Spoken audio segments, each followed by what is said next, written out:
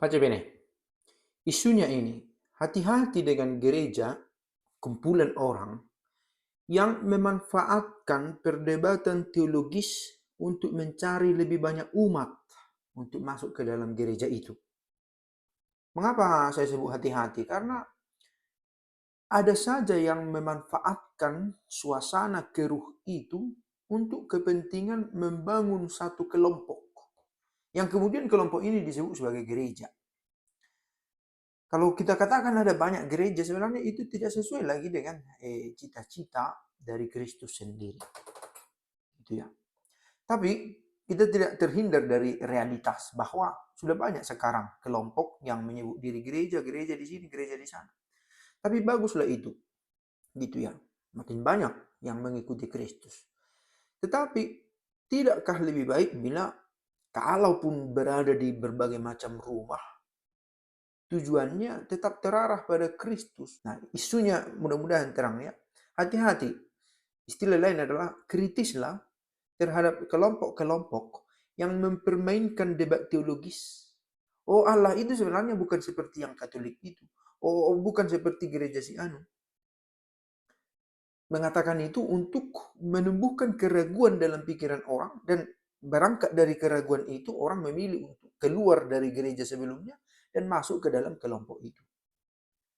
Oke, mungkin istilah ini terlalu mengawang-awang, tapi itu terjadi dalam realitas. Bagaimana terbentuknya denominasi-denominasi baru? Tidak semua, tidak semua. Tetapi selalu saja ada usaha mengatakan kita beda dari yang lain, gitu ya. Oh, kita ini, dan kecilnya pada awalnya itu justru menjadi kekuatan. Oh, kita ini memang sedikit, tetapi meski sedikit kita dipilih oleh Allah, kita disertai, kita ada di jalan yang benar, kita sedang memperbaiki apa sebenarnya gereja itu. Lalu ada usaha mengatakan kita lain.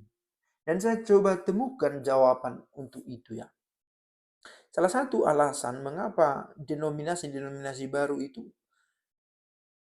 mencoba mencari, oh ini teologi kita, berbeda dari mainstream gereja-gereja yang sudah biasa ada, untuk mengatakan kita berbeda, kita terpilih, kita lain, gitu ya. Nah, isu berbeda pandangan teologi itu, pandangan tentang teologi itu sudah lama sebenarnya, dan tidak harus membuat gereja baru, gitu ya, tidak harus. Dalam perjalanan gereja, perbedaan pandangan teologis antara ahli satu dengan yang lain bisa saja terjadi. Tetapi tidak dengan sendirinya bila berbeda pandangan harus ada kelompok lain. Kita beda dari sana, gitu ya. Karena terbentuknya gereja itu tak selalu murni karena kerinduan mencari Allah, tak selalu. Tapi memang dibutuhkan kemampuan berdiscernment, eksersis spiritual, latihan rohani untuk dengan jujur mengakui sebenarnya kita ini tidak hanya sedang mencari Kristus, tapi mencari kepuasan sendiri. Mereka ini gereja pertama di Indonesia, oke? Oh, ini gereja pertama di pulau ini. Perasaan disebut sebagai bagian dari yang pertama, sebagai pendiri, sebagai founding father, sebagai generasi pertama dari gereja ini. Ada kebanggaan tersendiri yang seringkali kita tidak kritisi, tetapi karena kita sukai, gitu ya. Nah, ternyata kita tidak terhindar dari kenyataan ini, sudah ada. Lalu bagaimana? Saya pikir itu tadi, memiliki daya kritis lebih lagi. Kalau ada yang sudah mulai mengkritik gereja teologi gereja lain demi menegaskan eksistensinya, saya pikir itu pantas dipikirkan, dikritisi lebih dalam. Saya langsung mencoba menarik ini ke diri sendiri kayak gitu ya. Bukankah kamu juga sering mempertanyakan teologi gereja lain? Mengapa itu terjadi? Karena ada gereja lain. Nah, pertanyaannya, benarkah ada gereja lain? Gitu ya. Pertanyaan, benarkah ada ini? Bukan soal terbukti kok ada gereja anu namanya, ada pimpinannya tersendiri. Bukan gereja institusional macam itu yang terdaftar di pemerintahan, bukan sesederhana itu. Benarkah memang ada gereja yang lain yang harus bersaing, gitu ya? Yang harus mengutuki gereja sebelumnya untuk menegaskan bahwa dia benar. Menarik bahwa ada perdebatan yang berkata sebenarnya dulu yang ada itu bukan kekristenan, tetapi kekristenan. Mengatakan bahwa bukan hanya di satu tempat saja bertumbuh tradisi mengikuti Kristus dengan latar belakang yang berbeda. Gitu ya.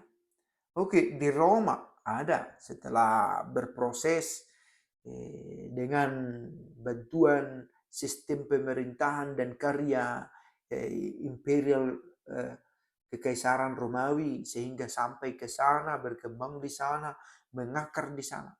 Ada di Yunani, merasa sangat Kristen juga. Ada di Timur Tengah, merasa sangat Kristen lagi. Ada di Turki, Konstantinopel, ada di Rusia, sangat Kristen. Nah, sejak kapan ini ada? Apakah memang dari dulu satu kemudian terpecah? Atau memang bertumbuh secara sporadik di berbagai tempat tanpa bisa dicatat secara pasti kapan berdirinya, tetapi sejak awal sudah ada bertumbuh pelan-pelan.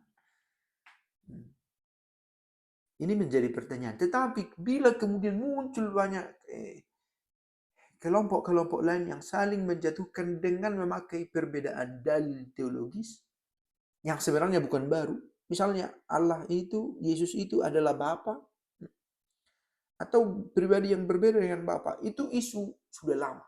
Bahkan mati dalam arti tidak ada pengikutnya, kemudian dihidupkan. Mau apa ini? Mau apa? Gitu ya. Apa dibalik ini semua? Dengan menyebut, oh Allah itu adalah Bapa. Gitu. Yesus itu adalah Bapa. Nah, itu nggak ada perbedaannya. Sudah pernah terjadi. Dan sempat redup. Tetapi dihidupkan kembali sebagai tunggangan.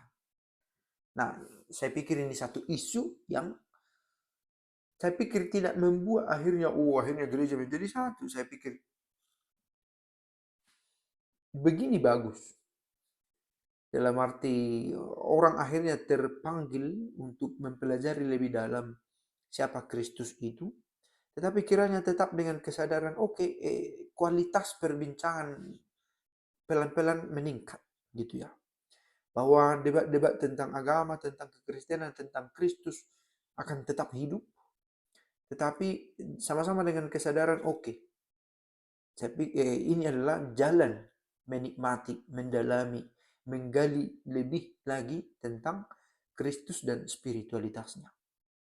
Tentang kekristenan dan spiritualitasnya. Semoga. Ciao.